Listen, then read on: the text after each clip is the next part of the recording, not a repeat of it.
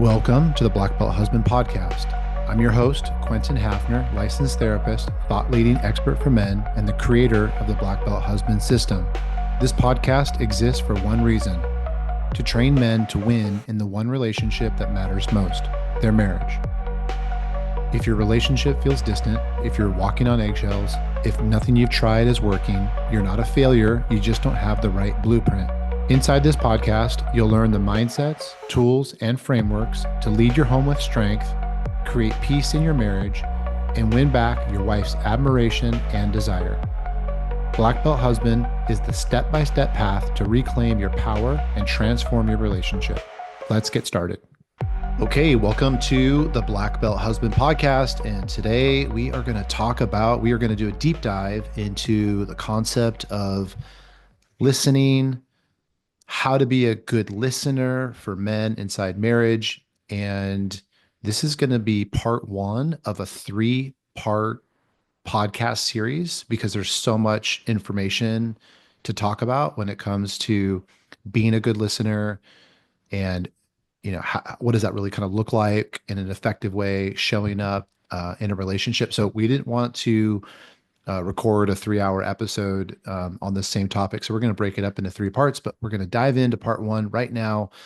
And we're going to talk about we're going to refer to it as the inner game of listening. So what goes on inside of us when we are in a moment, in a relational moment, when we are maybe trying to be good listeners or we're supposed to be good listeners?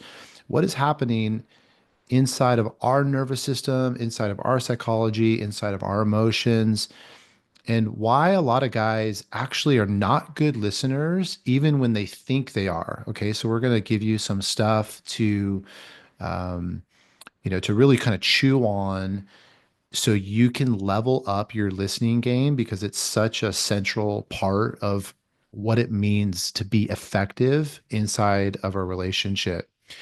But before we jump in, I think it's important just to take a moment that, a lot of guys really struggle in this area and they feel really beat down. Their wives are really critical of them. They're always getting kind of criticized for not being a good listener, and you're never listening to me. And and I know a lot of guys carry a lot of shame around this topic. They feel just a really kind of a sense of inadequacy, like no matter, how hard they try or what they try to do different, it doesn't ever feel like it's enough inside of their relationship. And so, they just kind of keep trying hard and doubling down on doing the thing that they know how to do. But typically we're gonna show you why working harder on the same thing's not going to be effective and give you some other things to think about instead. But yeah, I just wanted to take a moment to acknowledge all the men out there who are trying to be great listeners in their marriage. They know that it's such an important aspect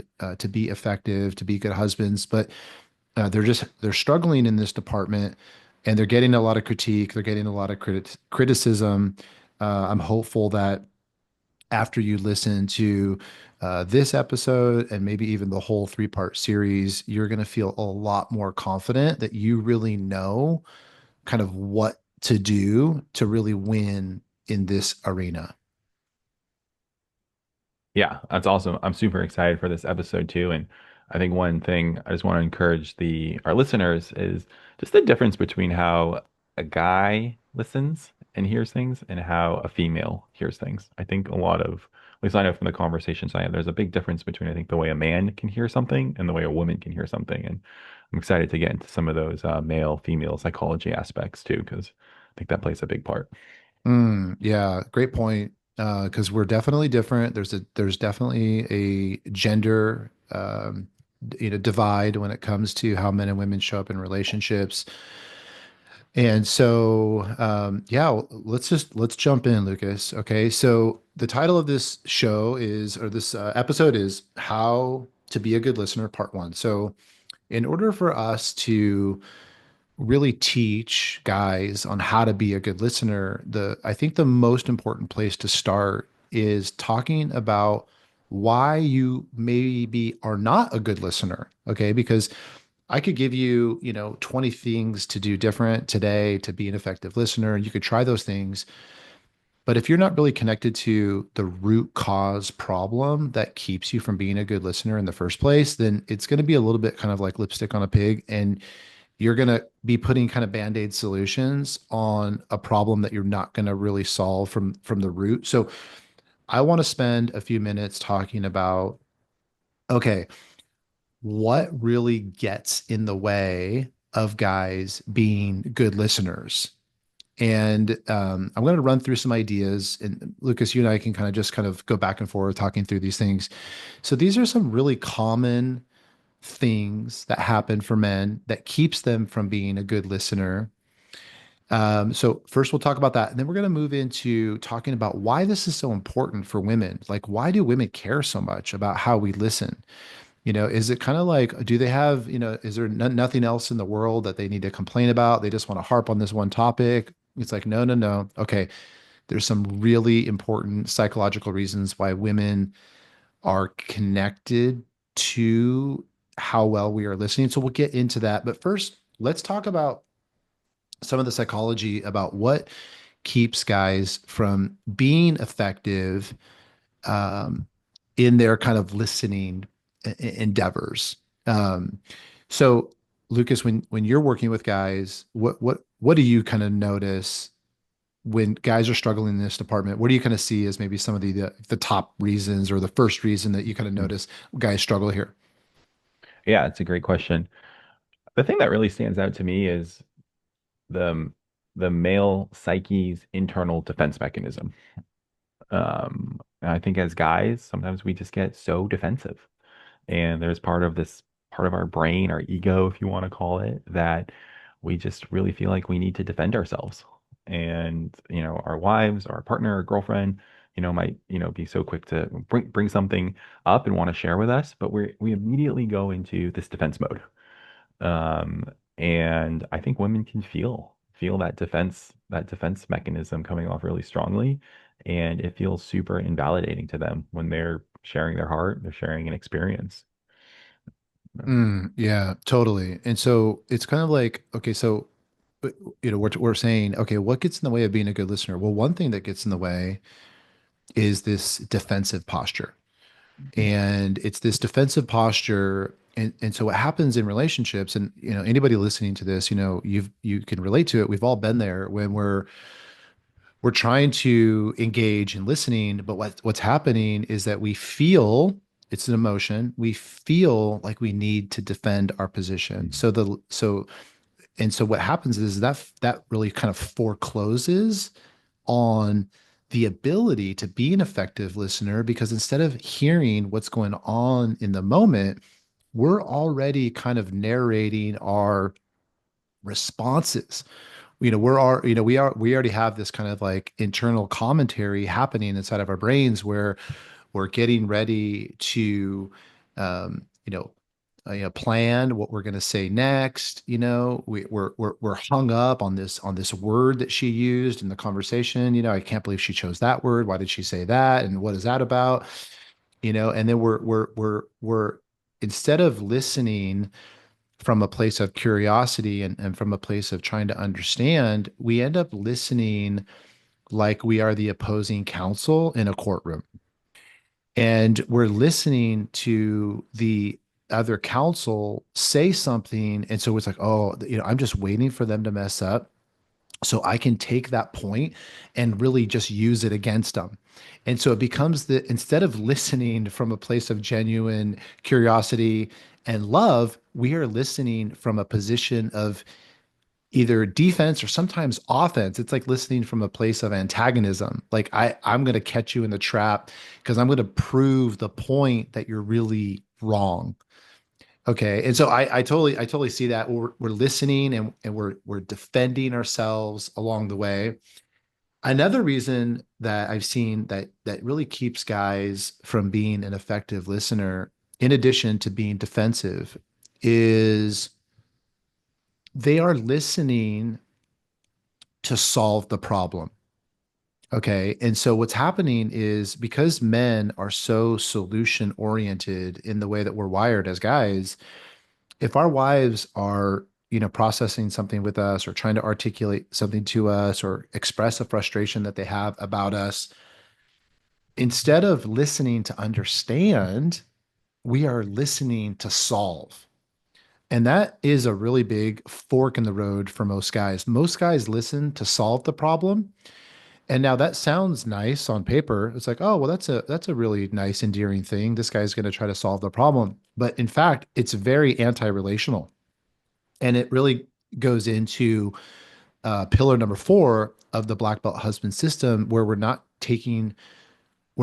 working hard to not take responsibility for our wives, part of the street. Okay. And what happens is a lot of guys, because they're so intent on solving this problem, they're focused on her side of the street instead of just being focused on their side of the street. And being focused on our side of the street is just focus on being a good listener and listening with curiosity instead of listening to solve the problem. Do you kind of see Mm. that too? Yeah, absolutely. And I think there's a beautiful part of that where like guys, we want to fix things, we want to solve. I think it really we talk a lot in Black Belt Husband about being the protector, the provider, physically and emotionally. But I think it's really important to realize that, you know, like like we have to give ourselves and our wife some autonomy, or our partner to be able to like take care of what we need to take care of. And a lot of times when we jump into that problem solving mode, I think it can actually, I've seen it create more invalidation on the female's part than anything. And I think that's a really great way to look at it as that fork in the road, where it's like for us guys, it's like, okay, I'm listening. Do I solve or do I listen? And I Mm. think 10 times out of 10, you're going to win if you listen first. 100%, a Right. 100%. And I don't know about you. Well, I do know about you because we know each other, but I always say to people, like, you're probably married to a really smart person. And I, Hmm. I know my wife is really smart. Your wife is really smart. They really Hmm. don't need us to solve their problems. They Yeah. are No. very capable. Okay. Yeah. So, But, something compels us to do that. But let's talk about that something, because that's really interesting, because a lot of guys get confused about this part of them. Like, why do I do this? Why do I have this hmm like knee jerk reaction to go into problem solving mode?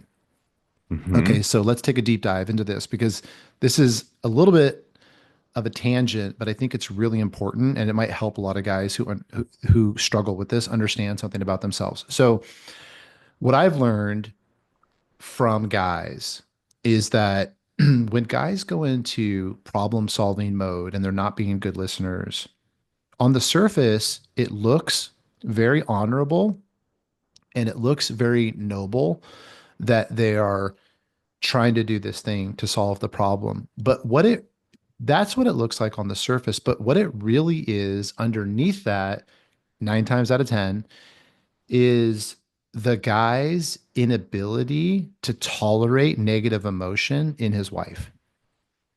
Okay. absolutely. Okay. So this is kind of like how it shows up. So if the wife has some complaint, some frustration, she's struggling with something in life, it could be about the relationship or it could be about something totally unrelated to the relationship.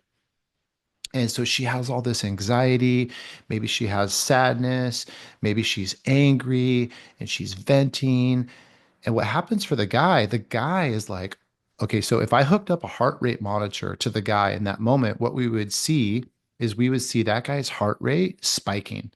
Okay. Because her negative emotion is triggering his anxiety.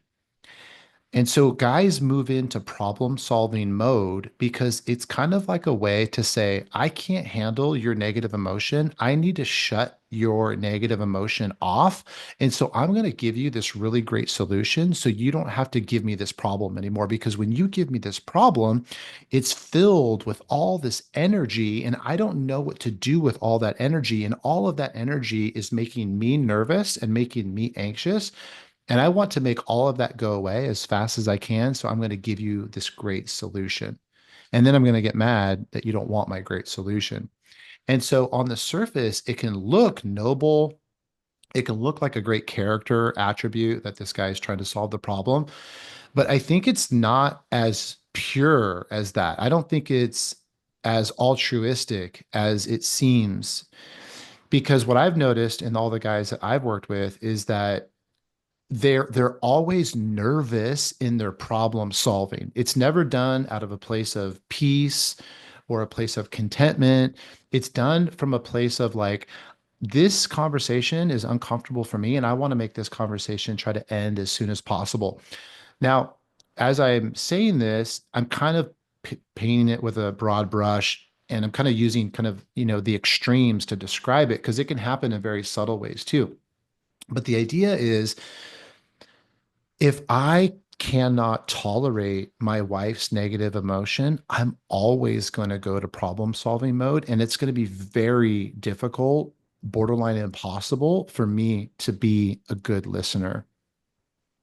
Mm, yeah, absolutely. I totally agree with that. And I've seen that so many times, which kind of goes back to this whole thing like, men, we haven't really been taught how to connect emotionally with ourselves and our wives. So, of course, we're going to like get defensive and want to avoid that. And that's going to feel overwhelming.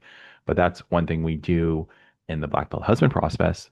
Speaking of pillar number one, is teaching men how to take the lead themselves and lead the relationship. And there's a huge emotional component where, I believe all guys are capable of getting to a place emotionally where they can be in tune with themselves and what their wife is sharing and connect with them on that emotional level without having to solve the problem. Mm. And have you seen how that's, can really change the tone of the relationship?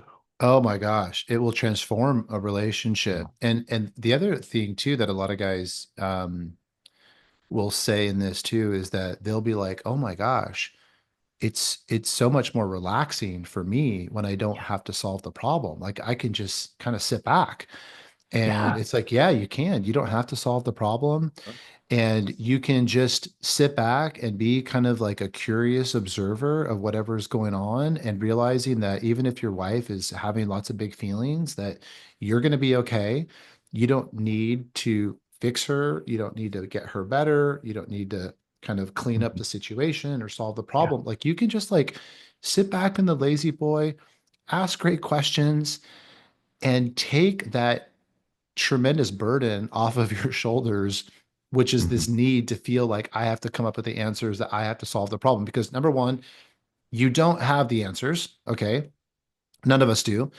And number two, it's like not your problem to solve. And that's okay. And when we Exactly. when we feel like the freedom in that, it's like, oh my gosh, okay, I can just relax. I can just show up in the relationship. I can lead the relationship well by helping my wife feel seen, heard, and understood. And I don't need to solve any problems. But what gets in the way of that for a lot of guys is kind of like, okay, so we talked about, guys are in this defensive position or guys go into this problem solving mode.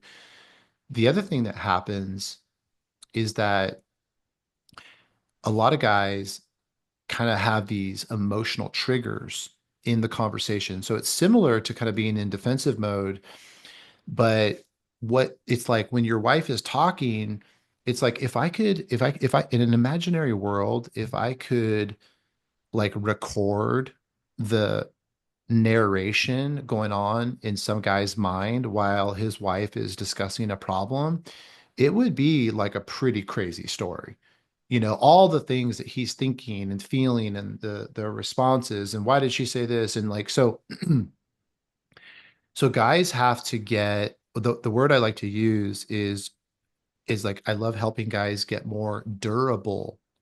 Okay. So I love the concept of durability because when I think about being durable as a good listener, what that means to me is that like we can be steady in an emotionally provocative conversation and we're not getting kind of like thrown around like a tornado. It's like I'm rooted, I'm grounded, I'm durable. I'm not letting my brain get, hijacked by all of these fears and insecurities and shame and abandonment triggers or, triggers of, feelings of overwhelm or feelings of being controlled and all these like big emotions that start swirling up to the surface, which totally would understandably get in the way of us being an effective listener. If my wife is trying to share something that's really on her heart with me, but my brain is getting hijacked by all of my own insecurities. I really have no chance of being a good listener with her. And so I love helping guys, you know, get I don't want to say get control, but we'll just use that term for right now. It's like getting control of their thoughts and emotions during those conversations so their brain isn't getting hijacked and running away somewhere else that keeps them from really being present in the conversation. Yeah, absolutely. And one term that I really like to use to explain that is disassociation. I think that's something we've Mm, talked about a lot in the hmm past, but just hmm as a guy, if you're doing that, recognize your brain is disassociating from that moment and is disassociating from your wife, and she's gonna feel that. Women are so quick to feel like the lack of your presence, even though you can be present. And so, I think it's our job, back to pillar number 4, taking responsibility. Are you aware of your triggers, and can you take responsibility to stay engaged in those conversations and not let your brain get hijacked? Mm, yeah, so good. Yeah, so good. Dissociating, it's kind of like our brains go to another world, another land. We're not present anymore. We have disappeared. We are in, I remember a therapist that I had, um, he was, he was trying to describe this concept for me in relationship to my relationship with my wife. And he was like, dude, you're living in the wrong you're living in the wrong time zone, you know? He's like, you're way back, in 1984 and like here we are in 2015 or whatever that was. Like Sure. you have gone to the past. It's like come back to the present Yeah. because, No, you know, absolutely. I was having my own bout of emotional triggers with my Mhm. wife that had nothing to do with my wife. And it's really something important for all of us guys to get in touch with how our wives are going to trigger things from our past, whether it's things from our mom or things from our father or things from a sibling, and then we're they're going to show up in our relationship with our spouses, and it's going to remind us of those same feelings that we felt a long time ago. And then those triggers show up. And so, if we don't know what those things are and we don't know how we're triggered in those ways, then basically our histories will totally just run chaos over our ability to be effective in our relationship today.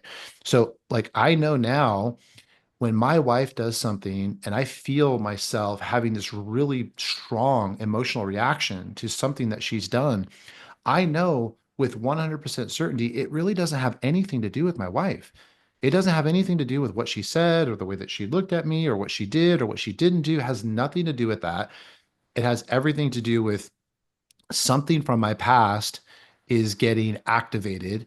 And the way that I've learned to tell the difference is this concept of like the punishment doesn't match the crime. So my big emotional reaction that I'm kind of throwing a temper tantrum like a baby because she showed up late to something and I thought she was going to be there at this time and she showed up.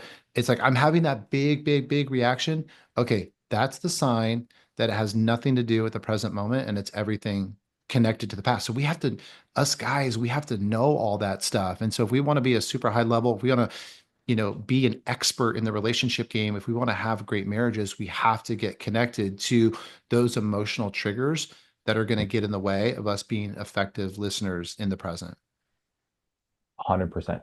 And that's really the only way to go about it. If you want to create that secure connection and, really, really, create what we're going to jump into here next, right? Because what is listening all about for women, Quentin? What is it about for women? Yeah. Okay, so why What does is, this really matter to women? yeah, like this whole thing, like why, yeah, exactly. What's the golden ticket here? Yeah, what is the golden ticket here? It's like, why do women care so much about this? Okay, so, and we've talked about this a lot in the podcast where the hill that women will die on in a relationship is whether or not they feel emotionally connected or emotionally safe. We use the word emotional safety a lot inside Black Belt Husband because we want to help guys understand that the success of their relationship is going to be dependent upon how much emotional safety they know how to create for their wives. Okay. So It goes back to this principle of emotional safety. So we know that human beings experience emotional safety to the extent that they feel seen, heard, and understood. So we just kind of keep saying that over and over again: seen, heard, and understood. And when we show up in a relationship and we are unable to listen, when we're getting hijacked, when we're getting defensive, when we're trying to solve problems, when, our emotionality is completely chaos in the moment that we're trying to be effective listeners, well, it's like all of that stuff is the opposite of her feeling seen, heard, and understood. And if she doesn't feel seen, heard, and understood, she's not going to feel safe. And from like a subconscious level, she's kind of asking the question, can I trust my heart with you? Do I feel safe enough to trust my heart with you? And if we can't do something as simple as listening without having our own crazy reactions to it all, well, what we're communicating non-verbally is that no, you cannot trust your heart with me because I'm not present with you. I'm caught up with my own stuff. I'm not listening to you because I'm having my own emotional reactions. I'm getting defensive. I'm getting argumentative. I'm blaming you. And so, without ever saying it, what I'm really telling you is no, you cannot trust your heart with me because I am not a trustworthy person. I am not an emotionally safe person. Now, I know that might be like a little bit of a sting. It might be a bitter pill for guys to swallow that are listening to that. But this is why listening matters so much for women because she's using words as a tool to communicate her heart to you, her thoughts and her feelings, which is kind of thoughts and feelings are kind of like the same as someone sharing their heart with you. So she is sharing her heart with you. She's sharing her heart and feeling. And then the way that we show up, it's basically like saying, you're not safe here. You're not important. I don't really see you. You're not protected. And then two things are going to happen. She is either going to shut down and wall herself off and say, you know what, it's just not worth it. Or she's going to explode and get angry because that's another way to protect herself. So at the end of the day, listening matters so much in relationships because it's an emotional safety issue, and women are acutely attuned to how well that's happening in the relationship at all times. Absolutely. And what feels emotionally safe or safe to men is going to be usually radically different than what's going to feel emotionally safe to a female. Yes, 100%. And since our kind of our the what we're trying to talk to guys here, okay, on this podcast, so we're kind of not addressing that other side of the street, but there is another side of the street. There is emotional safety that men have and want and need also. Mhm. But what we're talking about here is just like what does it really mean for women? Yes. And a lot of guys, this is something that I've noticed too, is a lot of guys treat listening, and I've been guilty of this too, is that we treat listening as a kind of like an optional, nice to have. Mm. Like, okay, when I get around to it, yeah, I'll give you that. Or okay, when, I'm not as busy, I'll be available to you. Or okay, when I'm in a better mood, sure, I'll listen to you. So men can treat it as a nice to have. It's an optional nice to have. It's not critical for us, but it's critical for her. It's not an optional nice to have. It's kind of like the hill that she will die on in the relationship because for her, it's an indicator of how safe she can feel, how much trust she can have with you. And for men, we don't really feel that way, but for women, they do feel that way. And that's why it's such a big issue for women. And that's why women will, you know, it kind of reminds me of these divorce statistics, like when, they've done a lot of research on divorce and they basically ask people these kind of like post-mortem kind of divorce studies. They say, okay, well, why did you get a divorce? Or, what was the thing that, led to the divorce?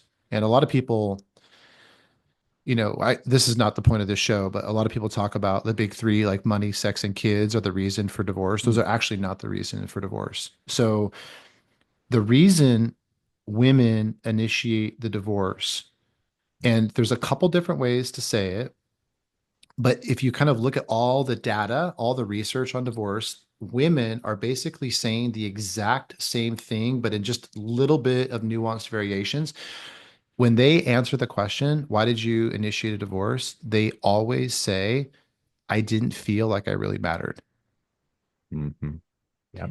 So it might show up in the context of money, sex, and kids, but it's so much deeper than just money, sex, and kids. And a lot of people get that wrong. A lot of people say, oh, we're incompatible. We didn't have the same vision for money or the same vision for parenting. It has really nothing to do with that. The real reason underneath the surface that women initiate a divorce is that sentiment of like, I didn't feel like I really mattered. Or sometimes they'll say it in a way of like, I didn't feel like I was really important to him.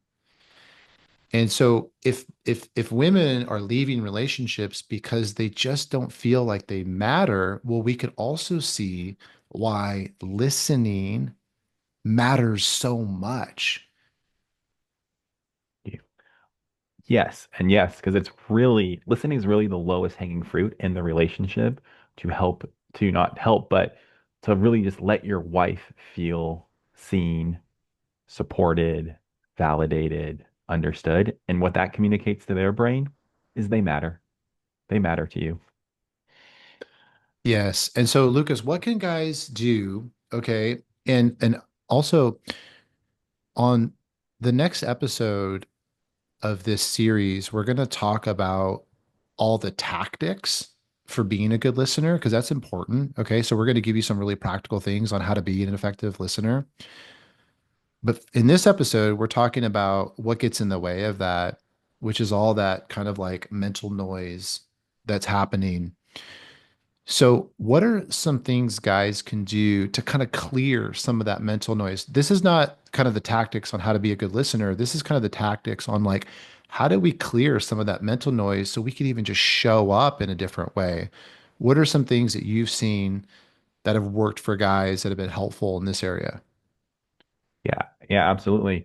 One of the big things, is it's a phrase we use in Black Belt is empty the cup, meaning empty the cup of your mind.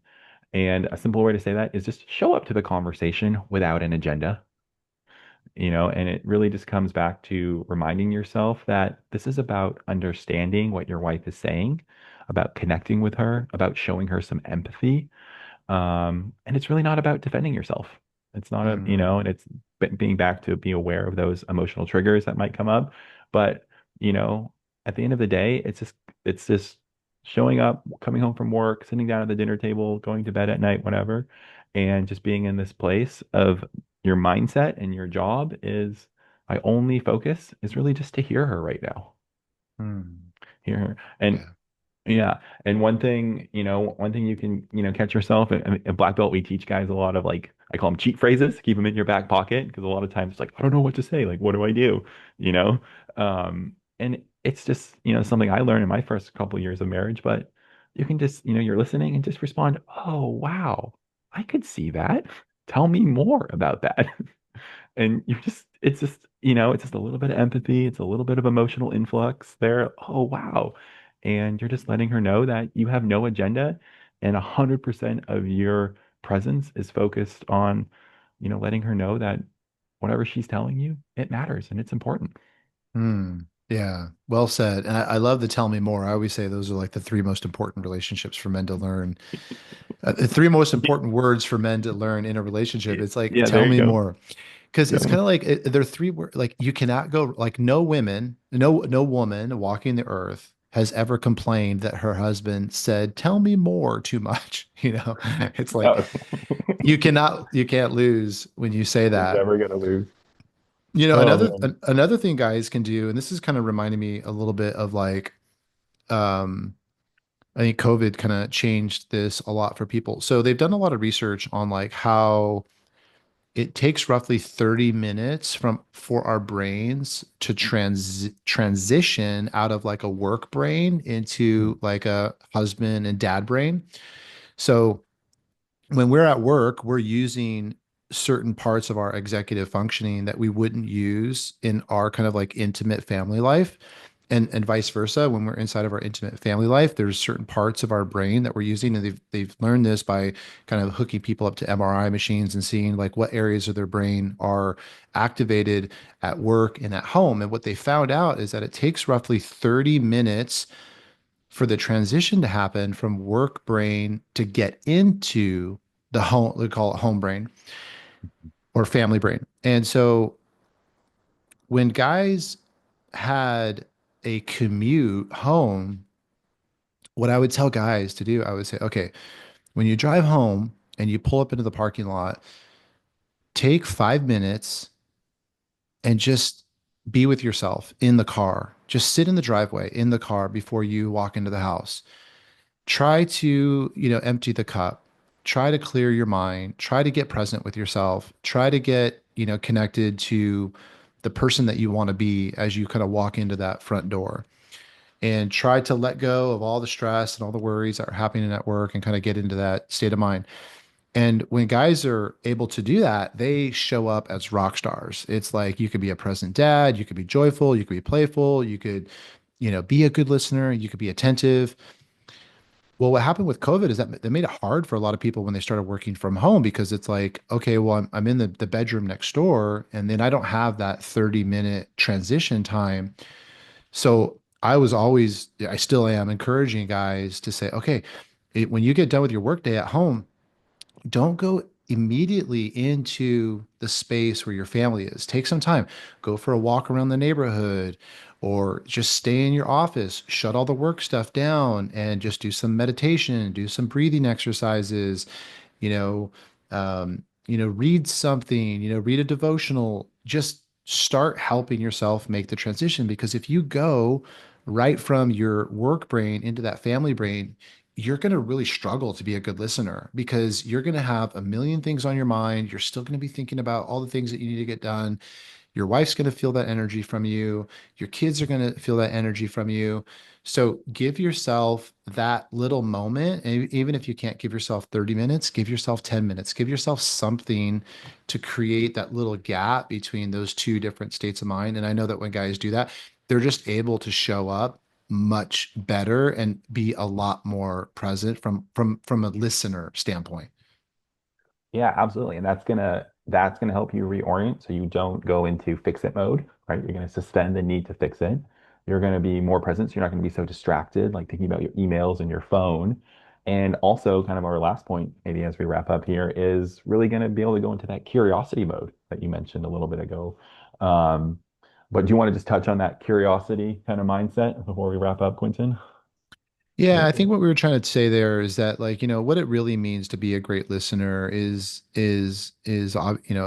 talked about not being a problem solver, and it's like, well, the opposite of being a problem solver is trying to be just curious. I've heard some people talk about it as it's kind of like being an investigator, where you develop a genuine sense of curiosity for who this person is, why they think the way they do, why do they kind of see the world the way they do, what is going on inside of them, what are they thinking, what are they feeling, where is this coming from, all without judgment, of course, but with just a great sense of curiosity.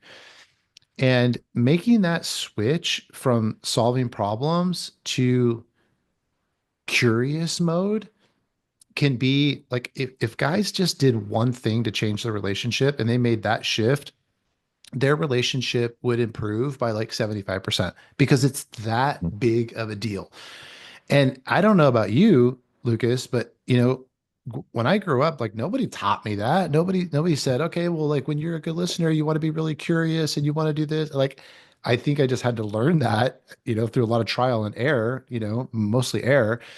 And so if we can learn how to be really curious and not see your job as solving any sorts of problems, but just being a curious person, a curious partner, and staying in that state of presence with her, your relationship is going to start to really move mountains.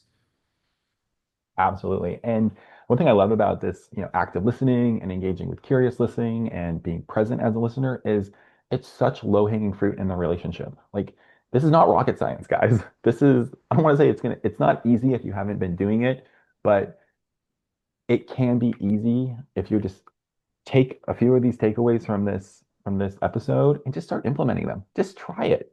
Try it for a day, try it for a week and watch the dynamics of your relationship start to change because your wife is going to feel it, she's going to sense it, she's going to experience it, and it's going to just create a softening aspect. And yeah, it gets really magical. Yeah, I'm so glad that you said that too, Lucas. That is low hanging fruit. It is such low hanging fruit. And I'll leave on this last note too, because a lot of our guys are, they're leaders or they're, business owners or entrepreneurs. And it's like our ability to be great listeners transcends our marriage, and it'll be a skill Mhm. that will be that'll rocket ship your career too, because it's really a leadership principle more than anything else. Like the best leaders in the world are great listeners. They know how to make people feel seen, heard, and understood. And it creates a certain amount of devotion to those leaders. And so, if you want to be seen as that kind of a leader, not only inside of your marriage, but even inside the business world, you got to get good at this skill. It's totally worth the time and energy to put into it. Do you want to say anything else before we close, or is that a good wrap up? Is that a good I place just to totally wrap? echo it. Yes, mastering listening will change all aspects of your life. Start with your marriage. Okay, guys, listen for show number 2 to drop, and we're going to get into the tactics of how to really do this well. Okay, till next time, See you cheers. next time. Bye. Thanks for tuning in to the Black Belt Husband podcast. If today's episode gave you a new insight or a challenge to raise your standard, do me a favor, subscribe, leave a review, and share it with another man who's ready to lead stronger at home. Your marriage doesn't change by accident, it changes because you show up leading different. Keep going, and I'll see you inside the next episode.